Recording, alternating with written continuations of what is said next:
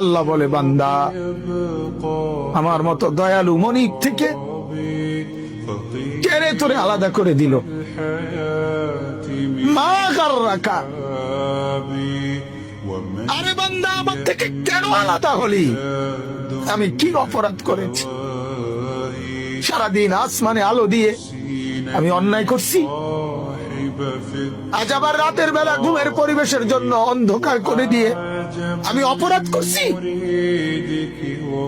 মা গাররাকা, এই যুবক, তোমার কাছে তোমার মালিক অপরাধ কি করছে বল না বেটা,